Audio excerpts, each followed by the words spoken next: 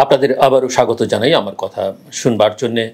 দেশের পরিস্থিতি অত্যন্ত অত্যন্ত ভয়াবহ এবং উদ্বেগজনক একটা সময় আমরা পার করছি, কঠিন সময় বাংলাদেশ পার করছে।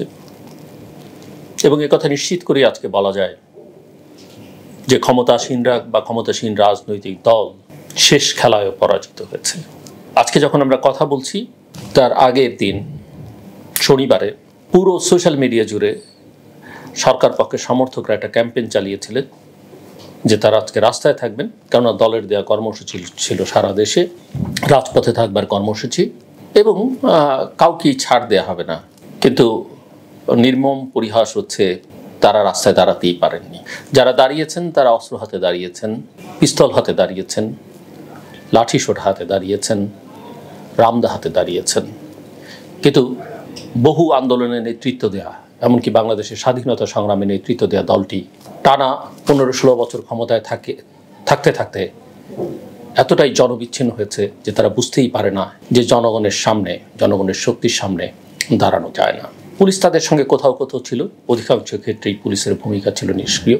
সেনাবাহিনী আগের দিন সেনাপ্রধানের ডাকা যে অফিসারদের সঙ্গে তার বৈঠক, আর সেখান থেকে মোটামুটি এরকম একটা বার্তা পাওয়া গেছে যে সেনাবাহিনী জনগণের সাথে থাকবে এবং তারা গুলি চালাবে না, এবং যেগুলো চালানো হয়েছে বা তাদের নাম ব্যবহার করে বা তাদের হয়ে যেগুলো করেছেন সেগুলোর তারা তদন্ত করবেন এবং সেগুলোর দায় তাদের নেই।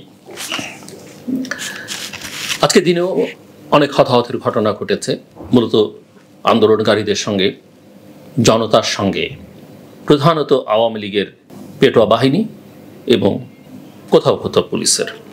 মাগুরায় প্রাণ গেছে, মুন্সিগঞ্জে প্রাণ গেছে, বহু হতাহতের ঘটনা ঘটেছে, কোথাও কোথাও গাড়ি পুড়িয়ে দেওয়া হয়েছে, নানান স্থাপনাও পুড়িয়ে দেওয়ার ঘটনা ঘটেছে। বিক্ষুব্ধ জনতা সেটা করেছে।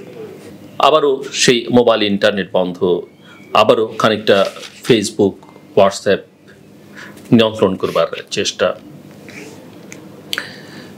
এবং গোটা শহর, গোটা দেশ উত্তপ্ত, এক অভূতপূর্ব পরিস্থিতি। ছাত্র জনতার এই জাগরণ বাংলাদেশ কখনো দেখেনি। পৃথিবীতেও বলা যেতে পারে এতদিন ধরে এটা মোটামুটিভাবে নজিরবিহীন বলা যেতে পারে। এবং নজিরবিহীন এই কারণে যে এই আন্দোলনে প্রধানত ছাত্ররা, শিশু কিশোর ছাত্রীরা এবং একটা সময় এসে তাদের স্বজনরা যুক্ত হয়েছে, সমাজের নানা পেশাজীবী মানুষ সেখানে যুক্ত হয়েছে, স্বজন ছাড়িয়ে পরিজন পর্যন্ত যুক্ত হয়েছে। ছাত্রদের প্রতি সহানুভূতি, তাদের প্রতি ভালোবাসা, এবং 15 বছর ধরে যে অবস্থার বদল করা যাচ্ছিল না সেটা বদল করবার ক্ষেত্রে ছাত্রদের যে অনন্য সাধারণ ভূমিকা, সেই জন্য গোটা বাংলাদেশের মানুষ তাদের কাছে কৃতজ্ঞ এবং তারা ভালোবাসার পাওয়ার যোগ্য। এবং এই ভালোবাসা, এই সহমর্মিতা, এই সহানুভূতি গোটা বিশ্ব থেকে, শুধু বাংলা ভাষাভাষী মানুষই নয়, বিশ্বের বিভিন্ন প্রান্ত থেকে গণমাধ্যম কর্মীরা, সংবাদ মাধ্যমগুলো, লেখক, বুদ্ধিজীবী, সাংবাদিক, শিক্ষক, এমনকি রাজনীতিকরাও ছাত্রদের এই আন্দোলনের সমর্থনে কথা বলছেন। অন্যদিকে ক্ষমতাসীনরা, যাদের দাপটে গত কয়েক বছর এখানে টেকাই যায়নি, বিরোধী রাজনৈতিক দলগুলো তো পারেইনি, এবং তাদের যে খুব বেশি চেষ্টাও ছিল সেটাও লক্ষণীয় ছিল না। কারণ চেষ্টাটা থাকলে এই সাধারণ শিক্ষার্থীরা, যাদেরকে সরকারি ন্যারেটিভে কেবলমাত্র কোমলমতি বলে এক ধরনের তাচ্ছিল্য করবার প্রবণতা আছে, তারা যদি পারে, রাজনৈতিক দলগুলো কেন পারল না সেটা একটা বড় প্রশ্ন। সেই প্রশ্ন নিয়ে আমরা ভবিষ্যতে হয়তো আলোচনা করতে পারবো, বিশ্লেষণ করতে পারবো। কিন্তু মূল কথা যেটা দেখা যাচ্ছে, লক্ষণ যেটা দেখা যাচ্ছে, যে ক্ষমতাসীনরা, তাদের তল্পি বাহকরা, এখন আপনারা দেখবেন বোল পাল্টে ফেলছেন অনেকে, সুর স্বর পরিবর্তন হয়ে যাচ্ছে। যারা শত শত কোটি, হাজার হাজার কোটি টাকা লুটপাট করেছেন এই সরকারের আনুকূল্য পেয়ে, তারা এখন সুর বদলে ফেলছেন। তারা এখন সামাজিক যোগাযোগ মাধ্যমের প্রোফাইলে বা বিভিন্ন পোস্টে কালোর বদলে লাল রং, যেটা এবারকার এই আন্দোলনের প্রতীক হয়ে দাঁড়িয়েছে, সেই রং ব্যবহার করছেন। অর্থাৎ রং অনেকে বদলে ফেলছেন। যে সাংবাদিকরা গত কয়েক বছর ধরে সরকারের সকল ন্যায্য অন্যায্য সকল কাজকে সমর্থন করেছেন, রাজনৈতিক অবস্থা নিয়ে কথা বলেছেন, তারা সুর বদলে ফেলছেন। সাংবাদিকরা তো বটেই, শিল্পী সাহিত্যিকরাও সুর বদলাতে শুরু করেছেন। সুর বদলাচ্ছেন, এটা ভালো কথা, আন্দোলনকে সেটা আপাতত শক্তিশালী করছে। কিন্তু এ কথা ঠিক যে ফ্রাঙ্কেনস্টাইন তৈরি করা হয়েছে সমাজের বিভিন্ন ক্ষেত্রে, সেই ফ্রাঙ্কেনস্টাইন তৈরি করবার ক্ষেত্রে এই সাইকোফ্যানদের ভূমিকা ছিল। এবং এরা এটাই করে, এরা একটা সমাজ রাষ্ট্রকে, আমি আওয়ামী লীগ বা আওয়ামী লীগ প্রধানকে যতটা না দোষ দিই, তাদের এই কোলাবরেটরদের তার চেয়ে বেশি দোষ দিই, যেটা আমি এর আগে অনেকবার বহু জায়গায় বলেছি। এদের সম্পর্কে সবচেয়ে বেশি সজাগ থাকা দরকার। এবং আমি অনেক আগে বলেছিলাম, অনেকে আমাকে এটা নিয়ে তুচ্ছতা ছিল করেছে যে বাংলা বসন্ত, সরকার সমর্থক কিছু সোশ্যাল মিডিয়া প্ল্যাটফর্ম এবং তাদের যে গবেষণা প্রতিষ্ঠান আছে, তারা এটা নিয়ে আমাকে আমার বিরুদ্ধে অনেক স্মিয়ার ক্যাম্পেইন করেছে যে আমি প্রভোগ করছি। কিন্তু আমি বহুবার বলেছি যে আমি দীর্ঘদিন যেহেতু সাংবাদিকতা করি, প্রতিদিন আমি রাজনৈতিক নেতাদের সঙ্গে, সমাজের বিশিষ্ট ব্যক্তিবর্গের সঙ্গে, শ্রেণী পেশার মানুষের সঙ্গে কথা বলি।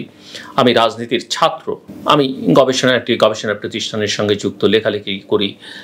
আমি যেটুকু বুঝি সেটুকুর আলোকে আমি বলবার চেষ্টা করেছি, যেটা হয়তো আরব বসন্তের আলোকে বাংলা বসন্ত হবে। নানান রঙের উদাহরণ দিয়েছি, পৃথিবীর কোথায় কোথায় অরেঞ্জ কালারের বিপ্লব হয়েছে, কোথায় কী হয়েছে, এবং বাংলাদেশও সেই রং ধারণ করলো। বাংলাদেশের মানুষ লাল রং ধারণ করে, হয়তো রাজপথে লাল রংটা সেই অর্থে দেখা যায়নি, কিন্তু নানান যে গ্রাফিটি, নানান যে ছবি আঁকা হয়েছে, নানান স্লোগান রাস্তায় যেগুলো লেখা হয়েছে, অনেক ক্ষেত্রে লাল রং ব্যবহার করে। আর সামাজিক যোগাযোগ মাধ্যমে তো সেটা আমরা দেখতেই পাই। কিন্তু আমার মূল কথা যেটা, এর আগেও আমি বলেছি, যেই আন্দোলন সংগ্রামের সময় সরকারের সুবিধাভোগীরা কিভাবে তাকে ছেড়ে গেছে, সরকার প্রধানকে ছেড়ে গেছে, কত মন্ত্রী, সংসদ সদস্য তারা দেশের বাইরে ছিলেন। আর একটা বড় সুবিধাভোগী গোষ্ঠী হচ্ছে বাংলাদেশে। অবশ্যই দেশের অর্থনীতিকে শক্তিশালী করবার জন্যে, অর্থনীতির টাকাকে সচল রাখবার জন্যে ব্যবসায়ী সমাজের ভূমিকা অত্যন্ত গুরুত্বপূর্ণ। ব্যবসা একটা পবিত্র কাজ, পবিত্র পেশা, এবং আমাদের দেশে অনেক সাধারণ স্মল মিডিয়াম এন্টারপ্রাইজেসের যারা আছেন, ক্ষুদ্র মাঝারি ব্যবসায়ী, তারা তো বটেই, অনেক বড় ব্যবসায়ী আছে, আমি তাদেরকে ব্যক্তিগতভাবে চিনি, যারা সততার সঙ্গে, নিষ্ঠার সঙ্গে ব্যবসা বাণিজ্য করেন। কিন্তু ব্যবসায়ী সমাজের নেতৃত্বের যে মূল ধারা, যে মূল স্রোত, এবং তারা অন্যদেরকে ব্ল্যাকমেইল করে যেভাবে ব্যবহার করেছেন, যে কোনো ঘটনায়, যে কোনো পরিস্থিতিতে তারা বলেছেন তারা সরকারের সঙ্গে আছেন। তাদের কাছে ব্যবসাটাই যেন, একটা দেশে ব্যবসা ঠিক থাকলেই যেন সব ঠিক হয়ে যাবে, এরকম একটা বার্তা তারা মানুষকে পৌঁছে দেবার চেষ্টা করেছেন। নির্বাচনের আগে তারা সমাবেশ করে আওয়ামী লীগকে, যে নির্বাচনে এক পেশে নির্বাচন, সেই নির্বাচনের সমর্থন দিয়েছেন। এই হত্যাযজ্ঞ চলাকালে তারা তাকে প্রকাশ্যে সমর্থন দিয়েছেন। কিন্তু তারাও কিন্তু সঙ্গে আস্তে আস্তে থাকছেন না, দেশ ছাড়ছেন। এই যে চলমান সংকট, এই পরিস্থিতিতে মন্ত্রী, এমপি, ব্যবসায়ী, সরকারের ঘোর সমর্থক হিসেবে পরিচিতরা কিন্তু দেশ ছাড়ছেন। অনেকেই বলছেন যে এয়ারপোর্টে আসলে বসবার জায়গা পাওয়া যাচ্ছে না, ভিআইপি লাউঞ্জে বসবার জায়গা পাওয়া যাচ্ছে না। এবং যেসব ব্যবসায়ী নেতা ব্যাংকগুলো থেকে জোর করে টাকা সংগ্রহ করে প্রধানমন্ত্রীর নানা তহবিলে দিয়েছেন, নানা ব্যবসায়ী সমাজের উপরে যারা চাপ প্রয়োগ করেছেন, নানান প্রকল্পে, নানান আনন্দ উৎসবে অর্থ দেবার জন্যে, তারাও এখন সঙ্গে থাকছেন না। অথচ ব্যাংকের টাকা জনগণের টাকা, ব্যাংকের মালিক হচ্ছে জনগণ। শুধু এই শনিবারের, এর আগের হিসেব আমি আপনাদের দিয়েছি, অর্থাৎ গতকালকের হযরত শাহজালাল আন্তর্জাতিক বিমানবন্দরে ভিআইপি লাউঞ্জ ব্যবহার করে, অর্থাৎ ভিআইপি লাউঞ্জটাই ফলো করবার চেষ্টা করা হয়েছে। 17 জনের দেশ ত্যাগের তথ্য পাওয়া গেছে যারা এরকম গুরুত্বপূর্ণ ছিলেন এই সময়টাতে। এদের মধ্যে একাধিক মন্ত্রী আছেন, এমপি আছেন, আমলা রয়েছেন। আমি যে বাসাটিতে থাকি তার বাসা ঠিক অপোজিটে একজন সংসদ সদস্য আছেন, আমি তার নাম বলছি না, তিনিও গত রাতে দেশ ত্যাগ করেছেন। এবং এটা আমরা মোটামুটিভাবে বিমানবন্দর সূত্রেই এই তথ্যকে নিশ্চিত করা গেছে। এবং অনেকেরই স্মরণ থাকবার কথা, প্রধানমন্ত্রী সম্প্রতি ব্যবসায়ীদের সঙ্গে একটি বৈঠক করেছিলেন। সেই বৈঠকে একজন আলোচিত ব্যবসায়ী, যিনি ব্যাংকের উদ্যোক্তা এবং ব্যাংকের পরিচালকদের যে সংগঠন, মালিক মানে তথাকথিত মালিকদের যে সংগঠন, আমি আগেই বলেছি ব্যাংকের মালিক আসলে ডিপোজিটার্সরা বা সাধারণ মানুষ, কিন্তু বাংলাদেশের পারসেপশন হচ্ছে বোধহয় ওই ডিরেক্টর হচ্ছেন মালিক। তো তাদের যে সংগঠন বাংলাদেশ অ্যাসোসিয়েশন অফ ব্যাংকসের চেয়ারম্যান গণমাধ্যমকে বলেছেন, আমরা সবাই শুনেছি, এবং সেই অনুষ্ঠানেও তিনি বলেছেন যে কোনো পরিস্থিতিতে তিনি প্রধানমন্ত্রীর সঙ্গে থাকবেন।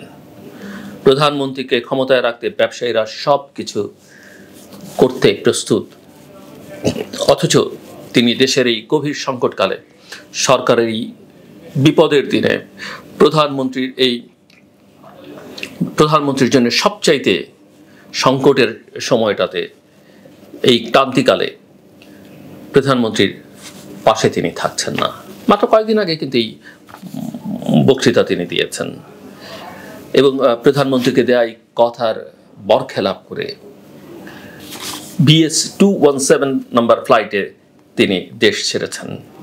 হযরত শাহজালাল আন্তর্জাতিক বিমানবন্দরের ভিআইপি লাউঞ্জ দোলন চাপা হয়ে তিনি ভাগছেন আজকেই, বা ইতিমধ্যে হয়তো ভেঙে গেছেনও, এই খবরটা আমাদের কাছে আছে। শুধু তিনি নন, তার মতো কমার্শিয়ালি ইম্পর্ট্যান্ট পার্সন যারা ব্যবসায়িক হিসেবে অত্যন্ত পরিচিত, স্বনামধন্য, স্বীকৃত, সুযোগ সুবিধা প্রাপ্ত, তারা মন্ত্রী এমপিদের দেশ ত্যাগের একটা প্রতিযোগিতা শুরু হয়েছে। এর আগে আমি একটা বড় তালিকা আপনাদের সামনে উপস্থাপন করেছিলাম, এবং বিমানবন্দর সূত্র সেটা নিশ্চিত করেছে।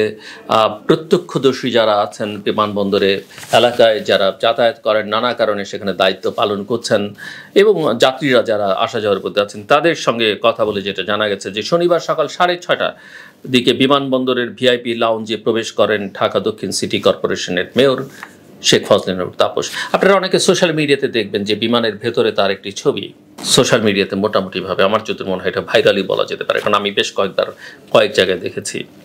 সকাল 8:30 বিমান বাংলাদেশ এয়ারলাইন্সের BG-584 584 ফ্লাইটে সিঙ্গাপুরের উদ্দেশ্যে দেশ ত্যাগ করেন তিনি শনিবার। প্রায় একই সময় পৃথক আরেকটি ফ্লাইটে তার পরিবারের সদস্যরা লন্ডনে যান বলে জানা গেছে। আমি এর আগের যেদিন ভিডিওতে অন্যদের কথা বলেছিলাম, সেখানেও এই প্রবণতাটাই প্রধান ছিল যে কেউ একা যাচ্ছে না, পরিবার সহ যাচ্ছেন। শুধু তাই নয়, আজকে বিভিন্ন সময় মোট 17 জন ভিআইপি সিআইপির দেশ ছাড়বার কথা রয়েছে। এ তালিকার মধ্যে একাধিক মন্ত্রী, বিচারপতি, এমপি আছেন। এদের মধ্যে কেউ হয়তো ইতিমধ্যে ছেড়ে গেছেন, কেউ হয়তো ছাড়বেন। আমি ঠিক যখন আপনাদের জন্য এই অনুষ্ঠানটি, এই ভিডিওটি রেকর্ড করছি, তখন পুরো চিত্রটা আমার কাছে পরিষ্কার নেই, বাট যাদের নাম পাওয়া যাচ্ছে যে ভিআইপি লাউঞ্জ এক রজনীগন্ধা ব্যবহার করে যারা ফ্লাইটে উড়বার কথা, তাদের মধ্যে আছেন অর্থমন্ত্রী আবুল হাসান মাহমুদ আলী, স্থানীয় সরকার মন্ত্রী তাজুল ইসলাম, জাতীয় সংসদের হুইপ নূর আলম চৌধুরী বা লিটন চৌধুরী নামে পরিচিত, কৃষিমন্ত্রী মোহাম্মদ আব্দুল শহীদ, সাবেক মন্ত্রী সাইফুজ্জামান চৌধুরী এমপি, বহুল আলোচিত ভূমি মন্ত্রী ছিলেন এবং বিদেশের সম্পদের জন্য তিনি এর আগে বহু আলোচিত ছিলেন, এবং বিচারপতি মহিউদ্দিন শামীম। এদের সবার সঙ্গে একজন করে যাত্রী আছেন। সংশ্লিষ্টদের ধারণা যে তারা প্রত্যেকেই স্ত্রী যাচ্ছেন। এদের অনেকেরই সন্তান দেশের বাইরে থাকে, অনেকের স্ত্রীও বাইরে থাকেন। তারা অনেক জায়গায় সেকেন্ড হোম করেছেন, কানাডাতে বেগমপাড়া করেছেন, লন্ডনে, আমেরিকাতে, মালয়েশিয়াতে, নানান জায়গায় তাদের, এমনকি দুবাইতেও তাদের প্রচুর সহায় সম্পত্তি রয়েছে। এর বাইরে ভিআইপি লাউঞ্জ দোলন চাপা ব্যবহার করে আজ যাদের দেশ ছাড়বার কথা, তাদের মধ্যে রয়েছেন সাবেক এমপি নুরি হাসনা লিলি চৌধুরী, সাবেক মন্ত্রী আনোয়ার হোসেন মঞ্জু, যিনি 14 দলীয় জোটের শরিক দল জাতীয় পার্টি জেপির চেয়ারম্যান, এবং সাবেক এমপি মোহাম্মদ হাবিব হাসান।